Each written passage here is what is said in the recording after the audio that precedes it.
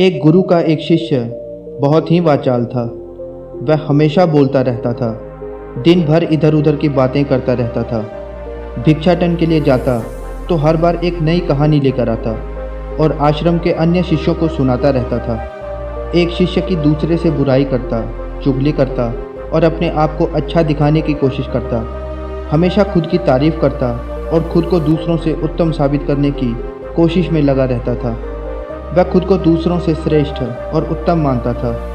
वह कहता कि मैं एक अमीर घर का लड़का हूँ, अगर मैं चाहता तो एक सुखी और आरामदायक ज़िंदगी जी सकता था, लेकिन मैं वो सब छोड़कर यहाँ आ गया क्योंकि मुझे सत्य की खोज करनी है।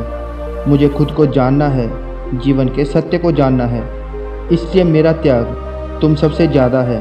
एक दिन गुरु ने आश्रम के सभी शिष्यों को बुलाकर कहा कि आप लोगों को अगले एक सप्ताह के लिए कोई एक संकल्प लेना है। इससे आप सब में संकल्प शक्ति मजबूत होगी और आत्मबल में भी वृद्धि होगी।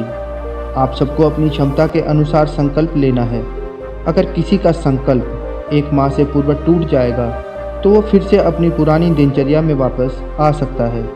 सभी शिष्यों ने अपने हिसाब से छोटे बड़े संकल्प लिए और गुरु को अपने अपने संकल्प के बारे में बताकर चले गए।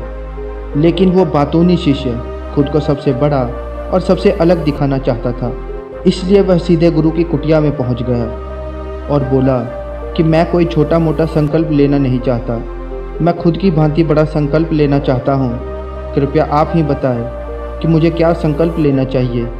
उस बातूनी शिष्य की बात सुनकर गुरु मुस्कुरा दिए और बोले, क्या तुम मेरे द्वारा बताए संकल्प को पूरा कर पाओगे? क्या तुम्हारे लिए उसे पूरा करना संभव होगा? मुझे नहीं लगता कि वो तुम्हारे लिए संभव होगा और तुम उसे पूरा भी नहीं कर पाओगे, इसलिए तुम खुद अपने लिए कोई संकल्प ढूंढ लो। शिष्य ने कहा, गुरुदेव, आप जो भी संकल्प मुझे दोगे मैं उसे अवश्य पूरा करूँगा, आप बताइए तो सही। गुरु ने कहा, अगर ऐसा है तो तुम अगले एक माह तक चुप रहोगे, अपने मुंह से एक शब्द भी नहीं निकालोगे, यही तुम्हारा संकल्प है। शिष्य ने कहा, गुरुदेव, ये भी कोई संकल्प है? ये तो बहुत छोटा सा संकल्प है। देना है तो कोई बड़ा संकल्प दीजिए जो मेरी योग्यता के लायक हो, जिसे पूरा करने में मुझे कठिनाई का सामना करना पड़े। गुरु ने कहा, पहले इस संकल्प को तो पूरा करके दिखाओ। शिष्य ने गुरु की बात मानी और उसी समय चुप हो गया और कुटिया से बाहर चला गया। उसे चुप रहना बहुत ही आसान लग रहा था। पहले दिन तो उसने जैसे तैसे निकाल दिया, दूसरे दिन उसके मन में ना बोलने का बोझ बढ़ने लगा, तीसरे दिन उसे भारीपन महसूस होने लगा और चौथे दिन उसके अंदर एक अलग सी बेचैनी महसूस होने लगी, क्योंकि उसके आसपास के सभी शिष्य एक दूसरे से बातचीत कर रहे थे। वो भी उनके सामने अपना पक्ष रखना चाहता था। वो उन सब की बोलती बंद करना चाहता था, लेकिन उसका संकल्प उसके आड़े आ रहा था, इसलिए वो मन मार कर चुप रहा और उनकी बातों को सुनता रहा। ऐसे ही कुछ दिन और निकल गए। गुस्से से वो बीमार हो गया। उसका सर दर्द से फटा जा रहा था। उसने खाना पीना भी छोड़ दिया। वो सिर्फ बोलना चाहता था। वो थक हार कर गुरु के पास गया और उनके सामने जाकर बोला कि गुरुदेव, मैं और अधिक देर चुप नहीं रह सकता। मैं अपना संकल्प तोड़ दूं क्या? मेरे मन में बोझ बढ़ता ही जा रहा है। उसकी बातों को सुनकर गुरु मुस्कुराते हुए बोले कि संकल्प तो तोड़ने के लिए ही बना होता है, लेकिन जो संकल्प को पूरा कर लेता है वो अपने आंतरिक शक्ति को प्रबल कर लेता है। वो समझ और जागरूकता की राह पर आगे बढ़ जाता है। गुरु ने कहा कि संकल्प लेना भी तुम्हारे हाथ में था और उसे तोड़ना भी तुम्हारे हाथ में है। तुम्हारे बहुत से साथी अपना संकल्प तोड़कर अपनी पुरानी दिनचर्या में जा चुके हैं। अगर चाहो तो तुम भी अपना संकल्प तोड़कर अपनी पुरानी दिनचर्या में जा सकते हो, लेकिन याद रहे, अगर आज तुम इस छोटे से संकल्प को संभाल नहीं पा रहे हो तो बाकी की ज़िंदगी के अपने संकल्पों को कैसे संभाल पाओगे? मुझे इस बात पर शक है, बाकी तुम पर है। गुरु की बात शिष्य के दिल में चुभ गई। वो बिना कुछ बोले वहाँ से चला गया और खुद को अपनी कुटिया में ही बंद कर लिया। वो केवल ज़रूरी कामों के लिए ही कुटिया से बाहर आया करता था, बाकी सारा दिन कुटिया के अंदर ही रहता। 15 दिन बीत चुके थे।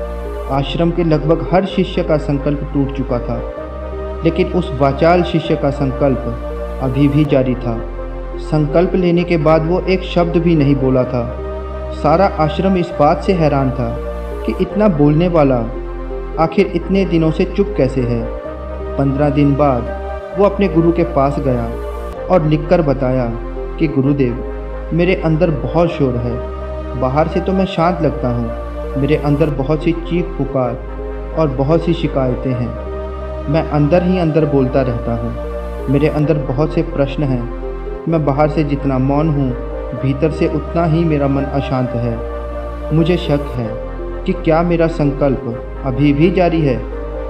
गुरु ने कहा, हाँ, तुम्हारा संकल्प अभी भी जारी है, लेकिन जब तक लोगों की आवाज़ें तुम्हारे कानों में पड़ती रहेंगी, तुम्हारा मन बोलता रहेगा, क्योंकि मन की आदत है बोलते रहने की। तुम भले ही बाहर से चुप रहो, ये तो अंदर ही अंदर बोलता ही रहेगा। तुम्हें इस बातों और आवाज़ों से दूर जाना होगा। फिर वो शिष्य गुरु को प्रणाम करके वहाँ से चला जाता है। सुबह होते ही वह शिष्य अपनी कुटिया छोड़कर जंगल की तरफ निकल जाता है। कई दिन बीत जाते हैं, संकल्प का दिन भी बीत जाता है, लेकिन वो शिष्य आश्रम लौटकर नहीं आता। आश्रम के बाकी शिष्यों को डर था कि कहीं जंगली जानवरों ने उसे खा न लिया हो। इसी बीच उसे ढूंढने की बहुत कोशिश की गई, परंतु वो कहीं नहीं मिला। सभी लोगों ने मान लिया कि जंगली जानवरों ने उसे अपना शिकार बना लिया होगा, लेकिन गुरु को ऐसा नहीं लग रहा था। एक दिन एक शिष्य गुरु के पास आया और बोला, गुरुदेव, उस वाचाल शिष्य का क्या हुआ होगा? क्या उसे जंगली जानवरों ने अपना शिकार बना लिया होगा? गुरु ने कहा, हो सकता है जंगली जानवरों ने उसे खा लिया हो, लेकिन उसके ना लौटने की दूसरी भी वजहें हैं कि शायद उसे वो मिल गया हो जिसकी तलाश में वो जंगल में गया था। शिष्य ने पूछा, गुरुदेव, क्या ज़्यादा बोलना नुकसानदायक होता है? गुरु ने कहा कि इंसान के दुखों में एक दुख ये भी है कि वो चुप नहीं रह सकता, बार बार कुछ ना कुछ बोलता ही रहता है। सिर्फ ज़्यादा बोलने के कारण हमारे आधे से ज़्यादा दुख पैदा होते हैं। परिवार में झगड़ों का मुख्य कारण हमारा अधिक बोलना ही है। हम में से कोई चुप नहीं रहना चाहता। हम बस सामने वाले को सुना देना चाहते हैं। जो कुछ भी हमारे मन में है वो सब उसके मन में डाल देना चाहते हैं। उसे ये समझा देना चाहते हैं कि देख, तू गलत है और मैं सही हूँ। आखिर कहाँ तक यह उचित है, क्योंकि दूसरे के मन में भी तो यही सब कुछ चलता रहता है। इसी तरह सब एक दूसरे की गली सड़ी बातों को सहन कर लेते हैं और कुछ समय पश्चात उन बातों की परतों को खोलते रहते हैं। इस प्रकार के लोगों को सुनने और सुनाने का काम सारी उम्र चलता रहता है और इस नासमझी में हम खो देते हैं अपनी मानसिक शांति, अपना समय, अपनी समझ और सबसे कीमती वो पल जो हम जी सकते थे, जिनको जिया जा सकता था और जिनको महसूस किया जा सकता था, जिनमें आनंद प्राप्त किया जा सकता था। उन पलों को जिया जा सकता था, लेकिन हमें क्या मिलता है?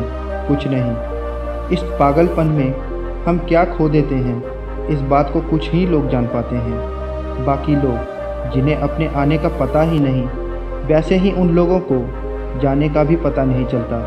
शिष्य ने कहा, फिर इसका समाधान क्या है गुरुदेव? गुरु कहते हैं, पूरी जागरूकता के साथ अपने विचारों को देखना, यही एकमात्र तरीका है। उस वाचाल शिष्य को आश्रम छोड़कर गए को 3 महीने का समय बीत चुका था, लेकिन उसकी कोई खबर नहीं मिली थी और ना ही किसी को उसके लौटने की कोई उम्मीद भी थी। लेकिन एक दिन अचानक वह आश्रम लौट आता है। उसे देखकर सबकी आश्चर्य और खुशी का ठिकाना ही नहीं रहता है। लेकिन वो नहीं था जो आश्रम से गया था, बल्कि वो तो कुछ और बनकर लौटा था। उसके अंदर एक गजब का ठहराव था। उसके मुख पर गजब की आकर्षण थी और आंखों में भी गजब की शांति थी। आश्रम में आते ही सारे गुरु भाइयों ने उसे चारों तरफ से घेर लिया और उससे बातें करने में लग गए। वह भी अपने गुरु भाइयों से बात करने लग गया। उससे बात करने वाले बाकी के शिष्यों ने अनुभव किया कि वह पहले की तरह उतावला और बातूनी नहीं रह गया था। उसके मुंह से एक एक शब्द बहुत ही सुलझे हुए और मधुरता के साथ निकल रहे थे।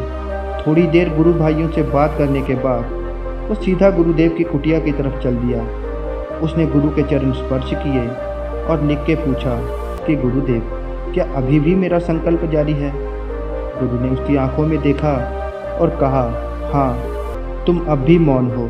तुम्हारे मुख से एक शब्द भी नहीं निकल रहे हैं और तुम्हारा संकल्प अभी भी जारी है। शिष्य ने गुरु से कहा कि जब मैं आश्रम से गया तब मैं मुंह से तो चुप था, लेकिन मेरे अंदर बहुत सी आवाज़ें थी। मन में बहुत से प्रश्न थे और वे प्रश्न लगातार मेरे मन में उठ रहे थे। मैं जंगल में काफ़ी अंदर चला गया, इस उम्मीद में कि शायद अंदर जाकर मुझे शांति मिलेगी। लेकिन मैं जितना जंगल के अंदर जाता गया, मेरे अंदर की आवाज़ उतनी ज़्यादा बढ़ती गई। मुझे भीतर से पुरानी आवाज़ सुनाई देने लगी। तब जाकर मैंने महसूस किया कि मैं कितना बुरा कर रहा था। जब मैं अपने परिवार वालों को, अपने दोस्तों को बुरा भला कहता था, उस समय मुझे लगता था कि मैं सही कर रहा हूँ। जब मैं दो भाइयों की एक दूसरे से चुगली करता था और उनको बुरा भला कहता था, तब भी मुझे यही लगता था कि मैं सही कर रहा हूँ। लेकिन उस दिन मुझे पहली बार महसूस हुआ कि मैं कितना गलत कर रहा था। मेरे अंदर काफ़ी दिनों तक ये आवाज़ें चलती रही। फिर एक दिन ये आवाज़ें आनी बंद हो गई। अब मैं अंदर से मौन था। उस घने जंगल में बाहर से कोई बोलने वाला था ही नहीं। मैं अब भीतर से मौन था। उस दिन मैंने मौन का सही अर्थ समझा। हालांकि मेरे अंदर कुछ आवाज़ें अभी भी आ रही थी, पर मैं उनको सुन नहीं पा रहा था। लेकिन अब मुझे वो आवाज़ें स्पष्ट रूप से सुनाई दे रही हैं, जैसे हवा के चलने की आवाज़, पानी के बहने की आवाज़, चिड़िया के चहकने की आवाज़, घास पर पड़ने वाली ओस की बूंदों की आवाज़। ये सारी आवाज़ें मैंने पूरे होशपूर्वक सुनी। इतनी शांति का अनुभव मैंने पहले कभी नहीं किया था। तो इस शांति को भंग करने के लिए मैंने पहली बार कोई शब्द निकाला।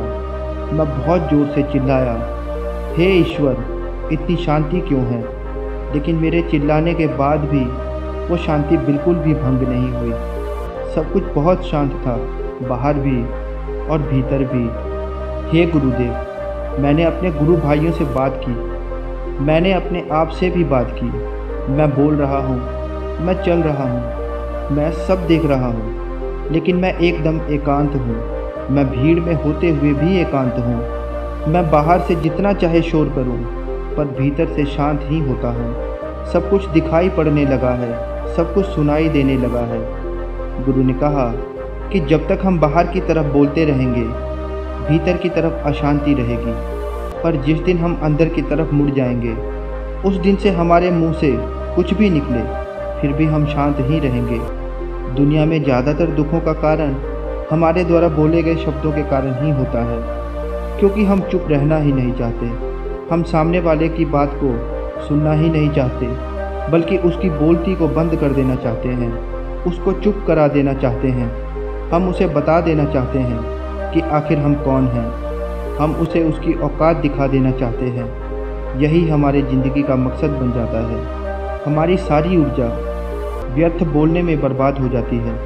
घरेलू लड़ाइयों का मुख्य कारण हमारा हद से ज़्यादा बोलना ही है। हमें उतना ही बोलना चाहिए, क्योंकि ज़्यादा बोलने से हमारी ऊर्जा नष्ट हो जाती है। और ये बोलना ही है जो हमें कभी अपने भीतर मुड़ने ही नहीं देता। ये हमें बाहर की ओर खींच के रखता है।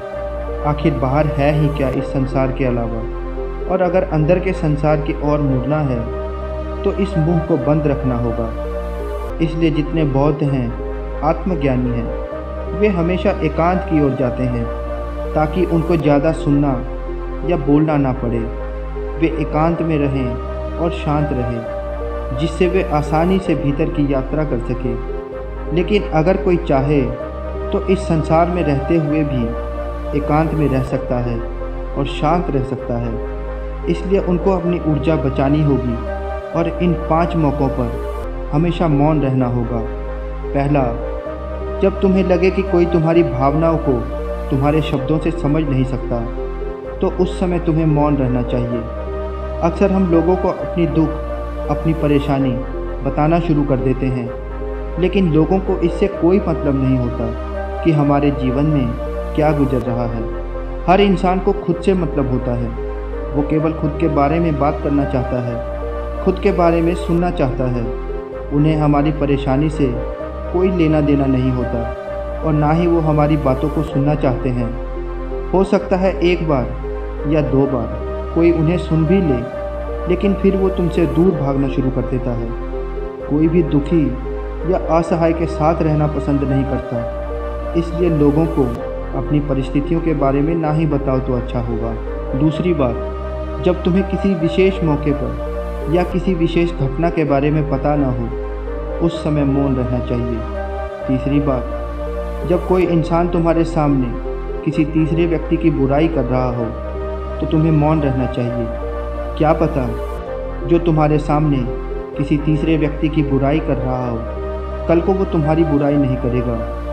हमेशा नकारात्मक बातचीत से अपने आप को दूर रखो। चौथी बात, जब कोई तुम पर गुस्सा या घृणा से चिल्लाए तो उस समय तुम्हें चुप रहना चाहिए। जब तुम पलटकर जवाब नहीं देते हो तो सामने वाले के दिल में ये बात बैठ जाएगी कि तुमने उसकी बातों पे पलट के या गुस्से में जवाब नहीं दिया, और अगली बार वो तुमसे बात करने या गुस्सा करने से पहले 1000 बार सोचेगा। पांचवी बात, जब कोई तुमसे अपना दुख साझा करे तो उस समय तुम्हें मौन रखना चाहिए और उसकी बात को ध्यान से सुनना चाहिए।